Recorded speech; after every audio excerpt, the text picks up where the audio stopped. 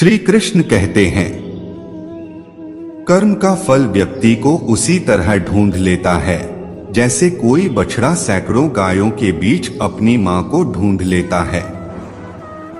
आत्मा ना जन्म लेती है न मरती है, न इसे जलाया जा सकता है ना ही इसे भिगोया जा सकता है। आत्मा अमर व अविनाशी है। इस संसार में कुछ भी स्थायी नहीं है। आत्मा शरीर को वैसे ही छोड़ देती है जैसे मनुष्य पुराने कपड़ों को उतारकर नए कपड़े धारण कर लेता है। मन शरीर का हिस्सा है। सुख दुख का एहसास करना आत्मा का नहीं शरीर का काम है। मान अपमान लाभ हानि खुश होना दुखी होना सब मन की शरारत है। जब यह संसार ही स्थायी नहीं है तो इस संसार की कोई वस्तु कैसे स्थायी हो सकती है।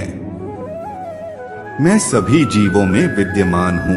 मैं चींटी में भी विद्यमान हूँ और हाथी में भी विद्यमान हूँ। सारे रिश्ते नश्वर हैं और केवल शरीर से जुड़े हुए हैं।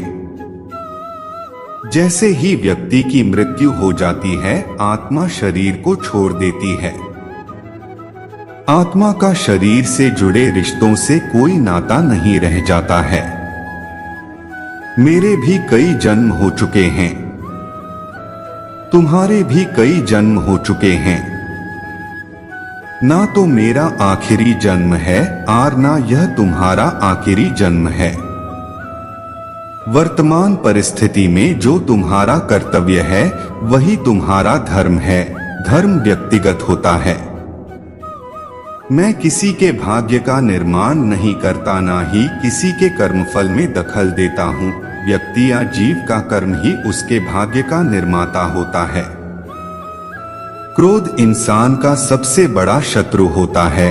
क्रोध आने पर इंसान की सोचने समझने की शक्ति खत्म हो जाती है। उस व्यक्ति के पतन में ज्यादा समय नहीं लगता। व्यक्ति कर्म करने से कभी छुटकारा नहीं पा सकता है। इसलिए तुम्हें हमेशा कर्म करते रहना चाहिए, क्योंकि कर्म के बिना तुम्हारे शरीर का निर्वाह भी नहीं हो सकता है। परिवर्तन ही संसार में स्थायी है, इसलिए परिवर्तन से नहीं घबराना चाहिए। मन को नियंत्रण में रखना किसी घोड़े के नवजात शिशु को नियंत्रण में रखने जितना कठिन होता है।